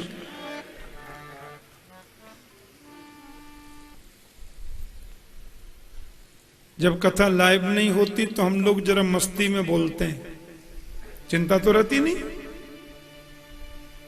प्रेम से बोलो जय श्री कृष्ण। पर कार्यक्रम राधा माधव संकीर्तन मंडल का दूसरा है, उसमें भी मुझे थोड़ी देर जाना ही है, इसलिए मैं थोड़ा छूते छूते चलूंगा। श्रृंगी ऋषि के निर्देशन में वशिष्ठ जी के आचार्यत्व में बड़ी निष्ठा से पुत्र कामेष्टि सुसंपन्न हुआ। अग्नि देवता ने प्रकट होकर के कलश समर्पित किया, उसमें चरु है। बोले अपनी पत्नियों को खिलाएंगे तो पुत्र होगा। वशिष्ठ जी के हाथ में चरु दशरथ ने दिया। गुरुदेव ने आशीर्वाद देकर वशिष्ठ को वापस कर दिया दशरथ जी को, और दशरथ ने चरु के 3 भाग किए। पहला भाग महारानी कौशल्या जी को दिया और दूसरा भाग उनको सबसे ज्यादा प्रिय जो हैं देवी कैकेयी उनको दिया, और तीसरा भाग महारानी सुमित्रा को दिया ही था कि ऊपर से एक पक्षिणी आई चील, और वो चील आकर के कौशल्या के हाथ से तो चरु को उठा करके ले गई। अनंत आकाश में उड़ती जा रही चील समझते हैं ना। केसराचल नाम के पर्वत पर चली गई, जाकर वृक्ष की डाली पर चील बैठ गई, मुंह में वो चरु भराए। नीचे बैठी थी अम्मा अंजनी। चील ने कुछ बोलना चाहा तो चरु का गोला मुंह से निकल के अंजनी के हाथ में गिर गया। अंजनी मैया ने उसको त्रिवटीनाथ भगवान शिव का आशीर्वाद समझा और गप से खा गई। उसी से हनुमान जी प्रकट हो गए। बोलो जय श्री कृष्ण। माता सुमित्रा बोली मैं तो कैसे क्या करूं, मुझे तो पुत्र नहीं हो सकता। मैया कौशल्या बोली अभी हमने चरु खाया नहीं, हमारा आधा ले लो। कौशल्या ने अपने चरु का आधा भाग दिया। मां सुमित्रा पा गई। कैकेयी बोली मैंने भी कहां खाया है, इसमें से भी आधा लो, उसको भी पा गई। मैया सुमित्रा ने 2 बार पाया नहीं, इसीलिए 2 पुत्र हुए उन्हें। माता अंजनी के घर हनुमंत पधारे। जब वो चरु नीचे गिरा उस समय वो शिव के ध्यान में निमग्न थी, और शिव के अवतार हैं हनुमंत, इसलिए शंकर सुवन उनको कहते हैं। शंकर सुवन या शंकर स्वयं। पवन देवता ने हनुमंत को पाला, इसलिए वो पवन तनय है। और केसरी वीर वानर की पत्नी तो अंजनी है ही, उनका पुत्र कहने में तो किसी को प्रॉब्लम है ही नहीं, मुझे क्यों होगी। बोलो जय श्री कृष्ण। अयोध्या सज रही है दुल्हन की तरह, आनंद बरस रहा है। चैत्र का महीना, शुक्ल पक्ष, 9वीं तिथि, दिन के ठीक 12 बजे मेरे परमात्मा का प्राकट्य हो गया महाराज। बोली राजा रामचंद्र भगवान। सशंक चक्रम सकिरीट कुंडलम सपीत वस्त्रम सरसीरुहक्षणम सहार वक्षस्थल कोस्तु वस्त्रियम नमामि विष्णुं शिरसा चतुर्भुजं। शंख चक्र गदा पद्म लेखन के परमात्मा का प्राकट्य हुआ। माता कौशल्या ने बहुत सुंदर स्तुति गाई। और फिर बोली, मैंने पुत्र बन के आने को कहा था, आप क्या बन के आ गए? राम जी बोले, हम तो जहां भगवान बनते हैं ऐसे ही बनते हैं अम्मा, तुम तो दरवाजा खोलो, लोग हमको देखने आ रहे हैं। मैया बोली, कहेंगे 4 हाथ का बेटा कैसे हुआ और ये 20 फुटा का बेटा कैसे हुआ? इतना बड़ा बेटा होता क्या? मेरे को तो गोद में लेने में भी शर्म आती है, डर भी लगता है। भगवान ने 2 हाथ हटा दिए। अब तो ठीक है माता, अब खोलो दरवाजा। मैया बोली, 20 फुटा का बेटा होता क्या? इतना लंबा बेटा। राम जी छोटे बन गए। अब दरवाजा खोलो मां, भीड़ लगी, सब मुझे देखना चाहते हैं। मैया बोली, कपड़े तो उतारो, बालक जन्म लेता है तो नंगा ही होता है, तुम्हारी तरह दुशाला पहन के थोड़े ही ना आता है। माता पुनि बोली, सोमति डोली, तजहु तात यह रूपा, की जैसे सुलीला अति प्रियशीला, यह सुख परम अनुपा। राम जी बोले, देखो अम्मा, अब आप परेशान कर रही हैं, 2 हाथ हटाओ और छोटे हो जाओ, अब कहती नंगे हो जाओ। मैया बोली, बालक जन्म लेता है तो नंगा ही होता है, दुशाला पहन के नहीं होता है। अब राम जी इतने बड़े हो गए तो नंगे होने में क्या लगता है, हो गए नंगे। नन्हे से न राम जी 1-1.5 बिलांद के बन गए और पन्ना में ऐसे सो रहे नंगे बाबा। और बोले, अब द्वार खोलो मां, अब हम बिल्कुल छोटे हो गए 1.5 बिलांद के। राम जी बोले, रोए क्यों? बोले, बालक जन्म लेता है तो रोता है। तो सुने बचन सुजाना, रोदन ठाना, होए बालक सुर भूपा, यह चरित जगावे हरिपद पावे, तेन पर भवकूपा।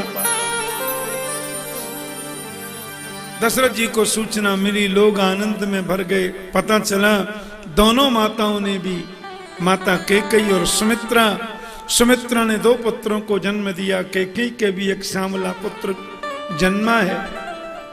आनंद में भर गई। दशरथ जी महाराज खुशी हो गए, प्रसन्नता की ठिकाना नहीं है। और पूरी अयोध्या में आज आनंद रस बरस रहा है। जन्म लियो है मेरे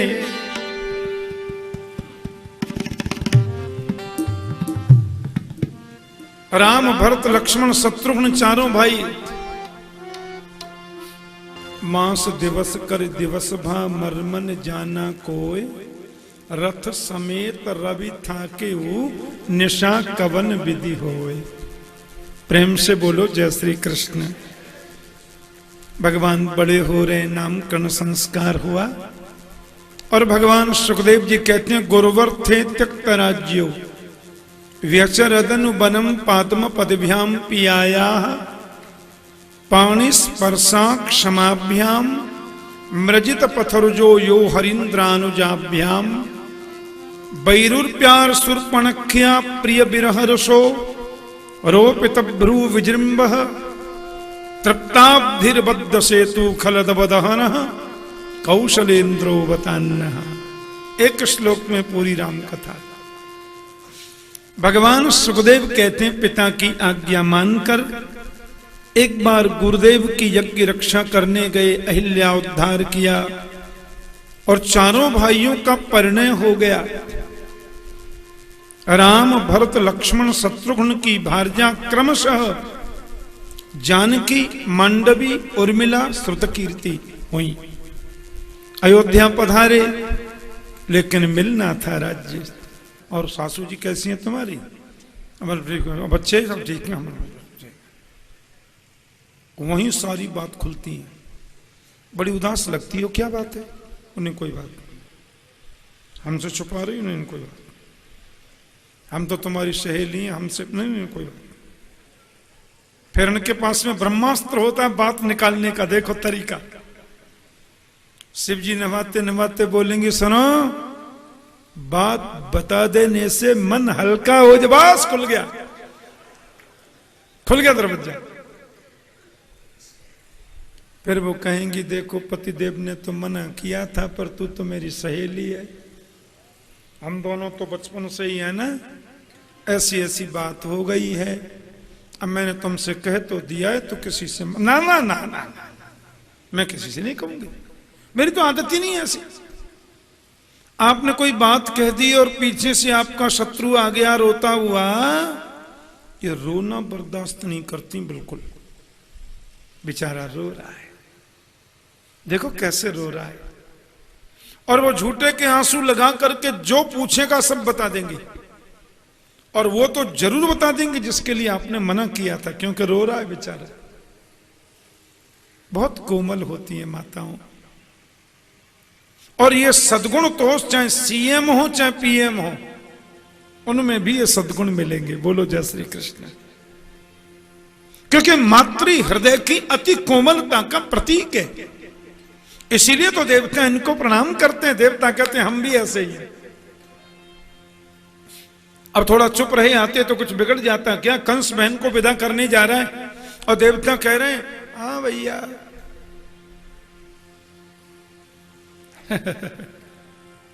और 10-5 साल की बात है। मेरी बात कर रहे हैं क्या? पथि प्रगृहणम कंसम आभास्याः शरीरवाक् अस्यास्त्वामष्टमो गर्भो हन्तायां वासे बुध। अरे कंस, जिस बहन देवकी को विदा करने जा रहे हो तुम, इस देवकी का 8वां गर्भ तेरा काल होगा। बोल गए देवता। कंस ने सोचा इतना लाड दुलार करता हूं मैं, छोटी बहन है मेरे काल को जन्म देगी। रथ से कूद पड़ा, देवकी के सिर के केस पकड़ करके तलवार निकाल ली मारने के लिए। वसुदेव ने कहा नहीं राजन, पति है, और माफ करना, पति को पति कहलाने का अधिकार कब होता है? जब वो हर प्रकार से पत्नी की रक्षा करे, उसे पति कहते हैं। वसुदेव ने कंस के तलवार वाले हाथ को पकड़ करके कहा कि श्लाघनीय गुण शौर्य भवान भोज्य संस्कार स कथम भगिनीं हन्यात् स्त्रियमुद्वाह पर्वणि। ये आपकी बहन है, और छोटी बहन तो बेटी के समान होती है। आप जानते भारत में कितने स्थान ऐसे हैं जहां बड़ा भाई छोटी बहन की ससुराल में भोजन नहीं करता? अरे क्यों, आप तो भाई हैं। अरे नहीं, ये तो मेरी बच्ची जैसी है, इसका कन्यादान मैंने किया, बहुत छोटी है, इसके घर में कैसे खा सकता हूं? इतना पवित्र, इतना निर्मल संबंध है बहन भाई का, मारोगे इसको? इसका कन्यादान किया आपने। कंस ने कहा आपने आकाशवाणी नहीं सुनी, देवकी का 8वां गर्भ मेरा काल होगा। बोले मृत्युर्जन्मवतां वीर देहेन सह जायते अद्यवाब्द शतान्तिर्वा मृत्युर्वै प्राणिनां ध्रुव। मौत से बचकर के कहां जाओगे राजन? हमारी बहन का नाम है मौत, और जिस गर्भ से हम जन्म लेते हैं उसी गर्भ से मौत भी जन्म लेती है। अद्यवाब्द शतान्तिर्वा मृत्युर्वै प्राणिनां ध्रुवः। कोई मौत से बचता है भला? प्रश्न जीने का नहीं है, प्रश्न मरने का नहीं है, प्रश्न चरित्र का है। लोग कहेंगे बड़ा वीर बनता था, कंस बहन को मार दिया, काय का वीर?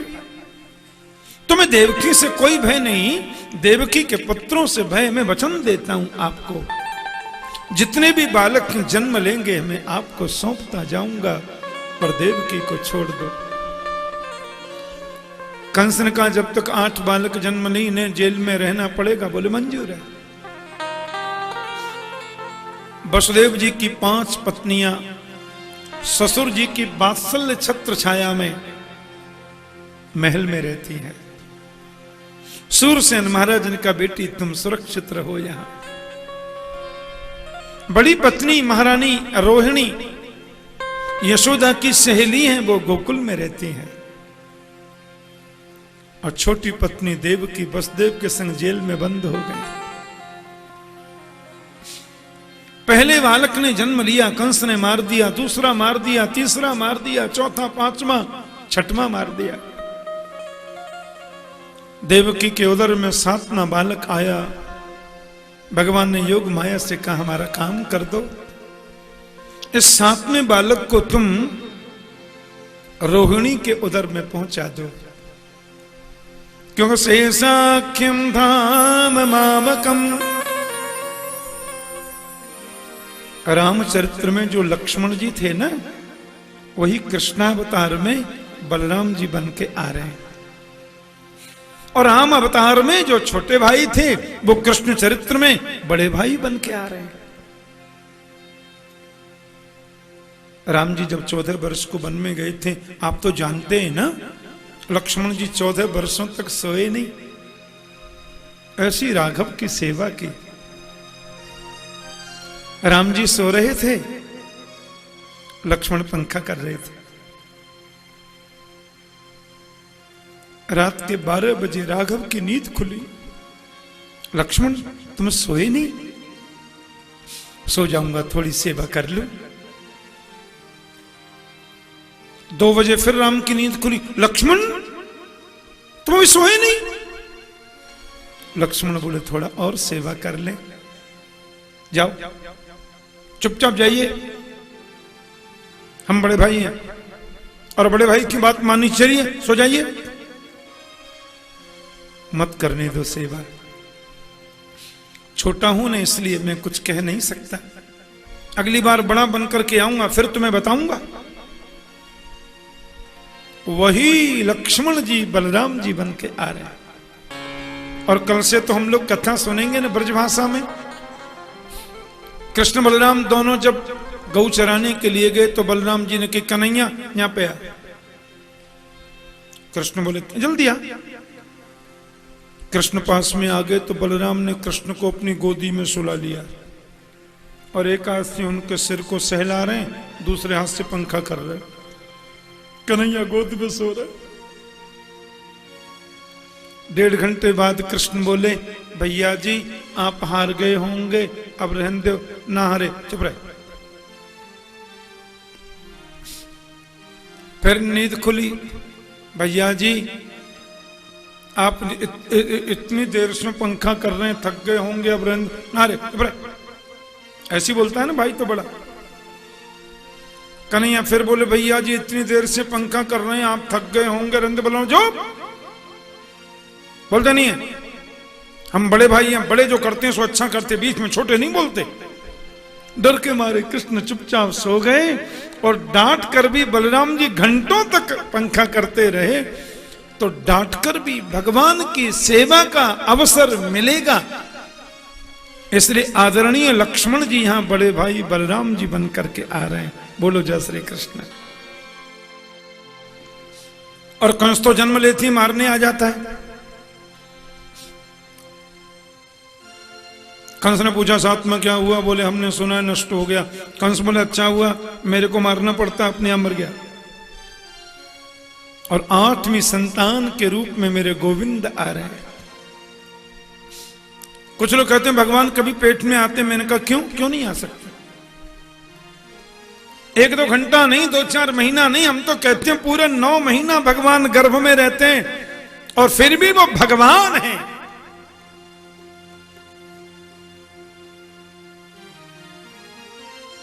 देवताओं को पता चला, ब्रह्मा भवश्च तत्रैत्यम मुनिभिर नारदादि भी,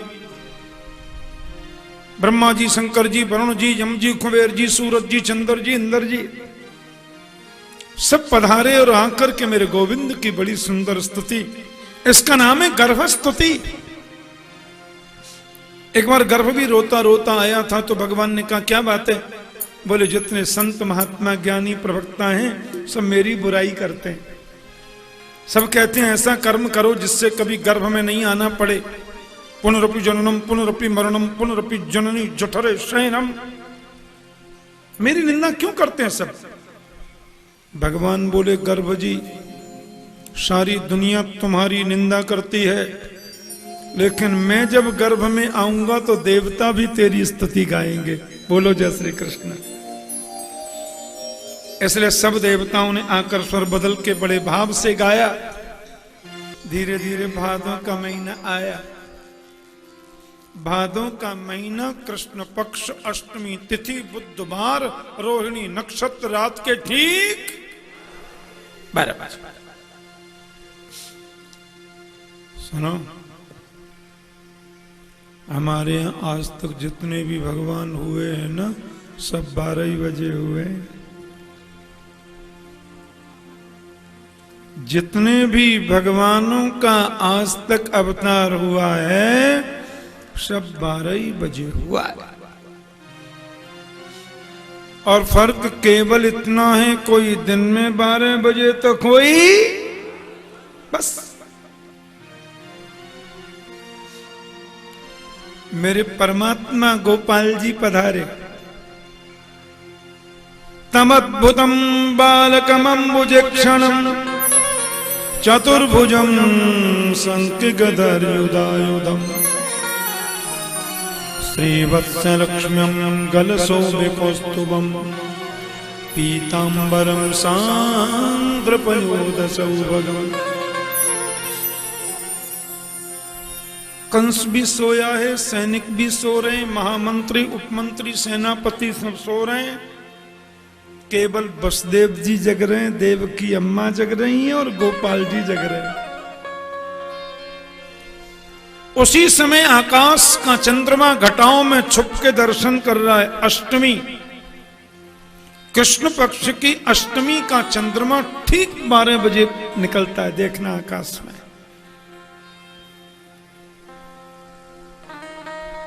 देवकी वसुदेव दोनों ने भगवान की स्तुति गाई। शंख चक्र गदा पद्म ले रखी प्रभु ने। रूपम यत् प्राहुरव्यक्तमाद्यम ब्रह्म ज्योतिर्निर्गुणं निर्विकारं सत्तामात्रं निर्विशेषं निरीहं यत्त्वं साक्षात् विष्णुरध्यात्मदीपः। ऐसा अद्भुत रूप है। सोयं कृष्णो जयति नितरां ब्रह्म ज्योति स्वरूपम। भगवान की बड़ी सुंदर स्तुति दोनों ने गाई। भगवान ने कहा आप लोगों ने स्वयं वो मनवंतर में मुझे पुत्र रूप में चाहा। आप दोनों प्रश्नी और सुतपा थे, मैं आपका बेटा प्रश्नी गर्भ बना। दूसरी बार आप बने कश्यप अदिति तो मैं वामन बन के आया, अभी कृष्ण बन गया। मैया बोली पुत्र बन के आने को कहा था, आप तो पापा जी बन के पधारे। ये शंख चक्र गदा पद्म लेके कोई बेटा होता क्या? भगवान बोले सुदर्शन तो इसलिए लाना पड़ गया कि मामा कंस ने मेरे पहले 6 भाई मार दिए। मैंने सोचा जो काम 11 वर्ष बाद करना है आज ही कर डालेंगे, तो हम तो सुदर्शन ले आए। मैया बोली पर 4 भुजा बाले को गोद में लेके दूध पिलाने में शर्म आती है। भगवान बोले अभी कंस आ जाएगा तो मैं मार डालूंगा अम्मा जी, लेकिन यदि आप कहें कि मैं बालक बन जाऊं तो मैं आपको कंस से नहीं बचा सकता, आपको मेरी रक्षा करनी पड़ेगी। हम कैसे बचा सकते हैं गोपाल? कन्हैया बोले अब भी गोकुल में माता यशोदा ने एक नन्ही सी कन्या को जन्म दिया है, मुझको ले जाके वहां सुला देना, वो कन्या लाके कंस को दे देना।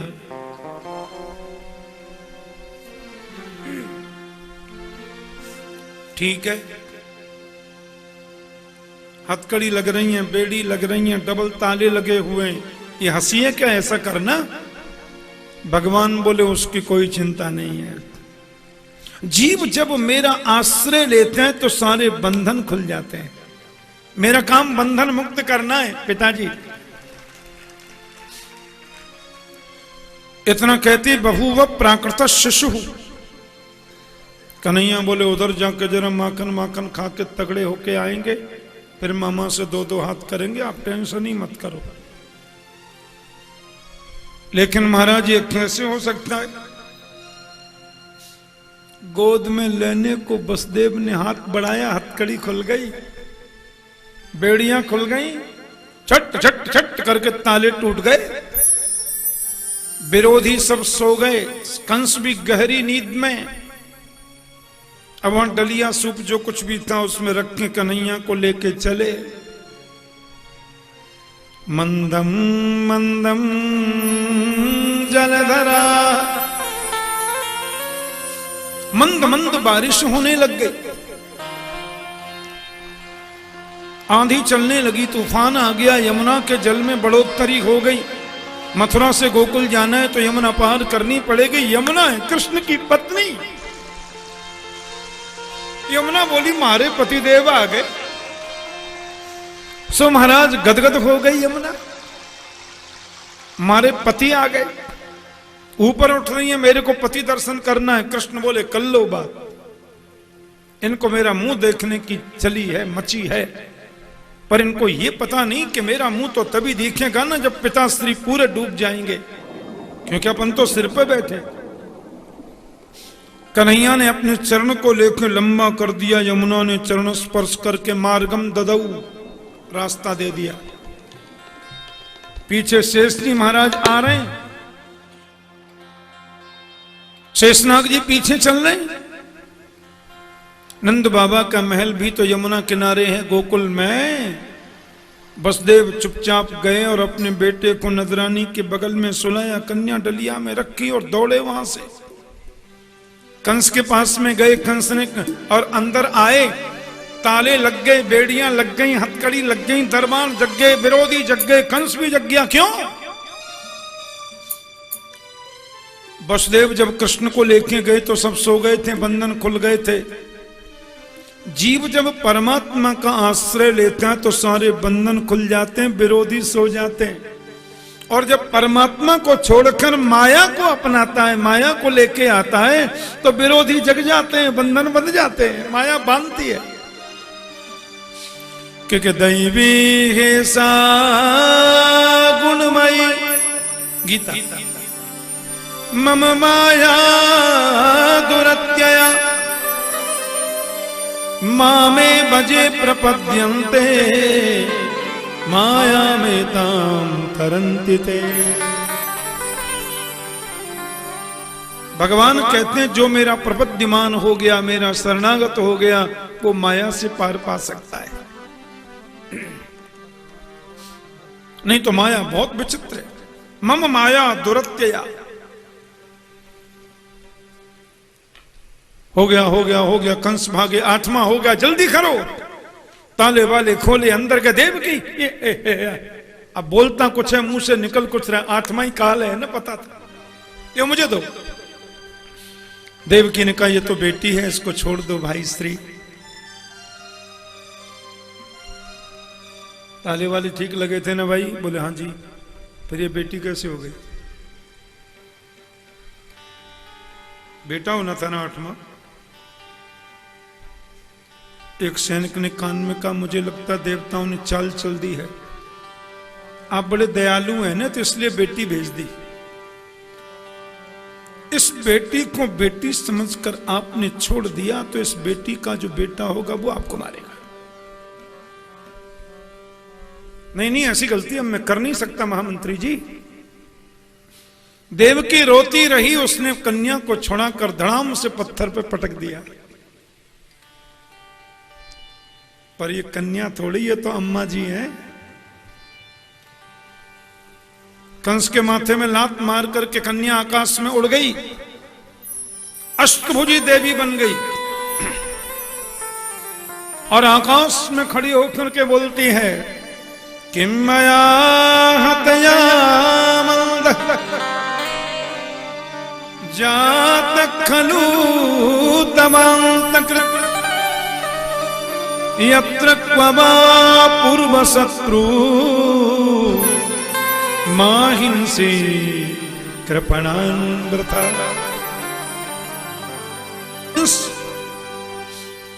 मेरे जैसे निरपराध बालकों को मारने से क्या हुआ, वास्तव में तेरा शत्रु कृष्ण ब्रज में कहीं जन्म ले चुका है। अरे अम्मा जी कहां जन्म लिया, थोड़ा एड्रेस तो बता जाओ। बोले यत्र क्ववा, 84 कोस के ब्रजमंडल में जन्म लिया है, ये पक्का है, लेकिन किस घर में लिया नहीं बताऊंगी। चरणों में गिर पड़ा, वसुदेव देवकी को एक बार छोड़ दिया, मुझे माफ कर दो, और आप लोग सब मेरे संग गोकुल में चल रहे हैं। अब ब्रज की कथा है तो नेक ब्रजभाषाऊ आवेगी। नंद बाबा ब्रज के राजाएं, बूढ़े है गए पर बालक नाए भयो। नंद बाबा ब्रजवासी ब्राह्मणन से बोले, महाराज उम्र बढ़ रही है, लाला तो भयो नाए। ब्रजवासी ब्राह्मण बोले, चकाचक घुटवा दे, सोई लाला है जाएगा। सब महाराज बादाम में भांग घोटे, बाबा ने भंडार खोल दिए, बड़े मंत्र अनुष्ठान चल रहे हैं। अब सबको ऐसा लगबे लग्यो कि नजरानी के लाला होएगो। नंद बाबा की 2 बहन भी तो हैं, एक को नाम है नंदा और दूसरी को नाम है सुनंदा। अब नंदा सुनंदा को जब पतो चली कि नदरानी भाभी के लाला होएगो, सो 6 महीना पहले से डेरा डालकर गोकुल में ही पड़ी है। ये जो ननद हो में न बिचारी, ऐसे मौके ढूंढती रहे कि भाभी के कोई बाल गोपाल हो तो हम जाके भाभी की चरण सेवा करें, और चरण सेवा करें तो गले वाली मेवा मिले।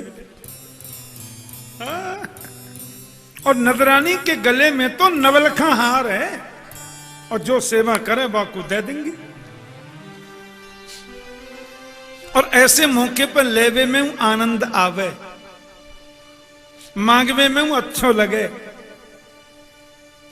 नहीं, आप मत उठो भाभी, हम हैं ना, हम करेंगे सेवा। ऐसी सेवा करती है। रात के 2:30 बजे वसुदेव जी अदला बदली करके चले गए, का वो पतो नहीं चली। छोटी बहन सुनंदा है, का है वो 4 बजे उठ करके गई, बोली भाभी यशोदा के महल में प्रकाश तो दिख रहा हो पर आवाज ना आ रही, अंदर जाकर के बाने देखो। महल में जाकर के देखो, महाराज तो यशोदा गहरी नींद में सो रही हैं। उनकी बगल में दासियां बैठी बैठी सो गई हैं। काऊ के हाथ में थाली धरी है, काऊ के हाथ में लोटा धरो, काऊ के हाथ में चमर लग रहे हैं। नजरानी की बगल में नन्हे से पलना में छोटो सो बालक सोयो भयो। सुनंदा ने नेक चदरिया हटाए करके लाला को दर्शन किया, फिर ढक दियो। हे भगवान, कहूं लाली ना होए, लाली है बे तो और तो कोई तकलीफ ना है, पर वो तो तभी मिलेगा जब लाला होगा। मन में सोच में लगी, भैया की वृद्धावस्था है गई है, अब के लाला है जाए फिर 5 लाली है जाए, कोई चिंता नहीं। 21 बार हरिशरणम को जाप किया, हरिशरणम हरिशरणम हरिशरणम हरिशरणम हरिशरणम हरिशरणम हरिशरणम। और जैसी चदरिया हटाए करके देखी, बोलिए कृष्ण कन्हैया लाल। मन में बड़ी प्रसन्न भई। नीलमणि जैसो चमकतो भयो लाला हैगा हैगा। यह समाचार को सबसे पहले भैया नंद जी को सुनाऊंगी। नंद बाबा गौशाला पे बैठे बैठे माला जप रहे। आपको पता है बाबा माला पे कौन सा मंत्र जप रहे?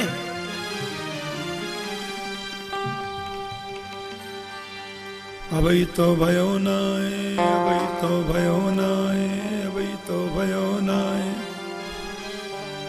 जाने कब होएगो, हम 75 के तो है गए। सुनंदा ने जाकर के सूचना दी, भैया जी बधाई हो। बाबा ने की काय बात की बधाई लाली? बोले आपने तपस्या करी, आपने ब्राह्मण जिवाए, आपने गौ सेवा करी, आपके घर में नीलमणि जैसो नेक 100 लाला आयो है। अब लाला को समाचार सुनते ही नंद बाबा तो 16 वर्ष के हैं गए। बोलिए कृष्ण कन्हैया लाल की जय। बाबा की खुशी को ठिकानों नहीं, लाला भाई। यमुना में जाकर के बाबा ने डुबकी लगाई।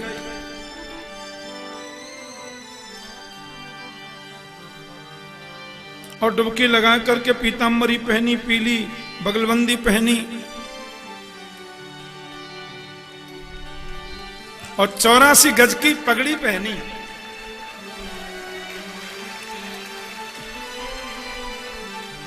हाँ, 84 गज की नपी भाई पगड़ी पहरी। बोलिए कृष्ण कन्हैया लाल। मन में इतनो आनंद, इतनो हर्ष भयो सबको।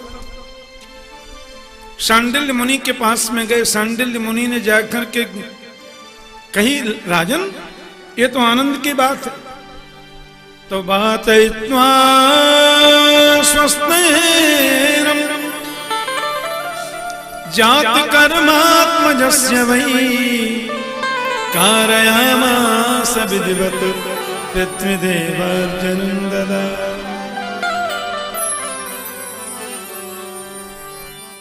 स्वस्ति वाचन कराया, जातकर्म संस्कार कराया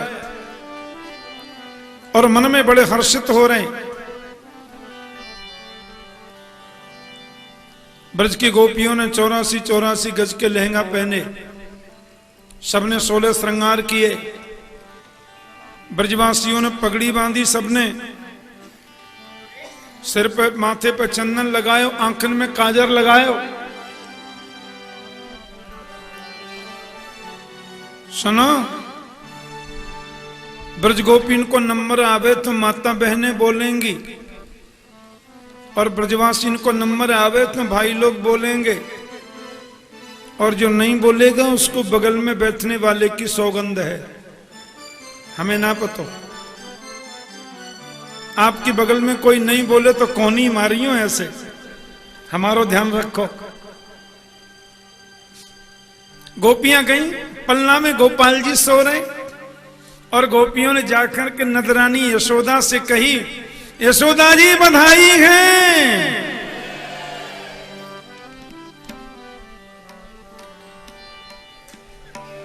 गई बधाई।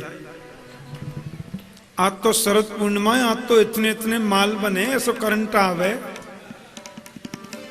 आज तो हमारे यहाँ सब जगह खीर बने और रात को खीर बना के वाकू चलनी से ढक के रख दे खुले में, और सुबह ठंडी ठंडी खीर पावे। फिर बोलवे में करंट चोना, जोर से बोलो ना, यशोदा जी बधाई है। मैया ने की, बहन बहुत बहुत बधाई, आपके आशीर्वाद से लाला भयो है। अब ब्रजवासी तो पगड़ी पगड़ी बांध के पटका डाल के गले में बड़ी तैयारी से आए थे। बाबा से बोले, बाबा बधाई है। देखो ऐसे बोलो जाए, बाबा बधाई है। नंद बाबा ने की, भैया बहुत बहुत बधाई, आपको आशीर्वाद। इतनी जोर को हल्ला मचो कि बरसाने में समाचार पहुंच गए।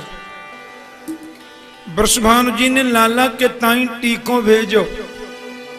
एक 95 की अम्मा आई, मुंह में दांत नहीं है, ओठ में लगाने वाली चीज आंख में लगा ली। अभी मत लौटाओ, अभी नहीं, आप ध्यान दीजिए। एक भी चीज आप अभी लुटाएंगे नहीं, बाद में जब मैं कहूंगा तब चश्मा संभाल के लूटिएगा। अभी तो आनंद लीजिए, वैसे भी 10 दिन अंदर जाना मना है। अब वो माता जी आई, ब्रजवासी एक दूसरे पे माखन के गोला फेंक रहे, मुंह में दांत नहीं, 95 की अम्मा। तो पूछने लगी, चोरे ब्रजवासियों कहां भयो है? जैसे ही वाने के कहां भयो तो एक ब्रजवासी ने माखन को गोला ऐसो तक्के मार्यो, मैया के मुंह में है कि सटाक से पेट में चले गए। बोले हम भगवान करे ऐसे लाला तो रोज ही होयो करे। परम मंगलमय परात्पर अखिलेश्वर अकारण करुणा वरुण वाले भक्त वांछा कल्पतरु तड़िद्युति विनंदक पीतांबरधारी श्री बालकृष्ण लाल की वांगमयी प्रतिमूर्ति श्रीमद् भागवत महापुराण विराजमान समस्त संत वृंद विद्युत वरिण्य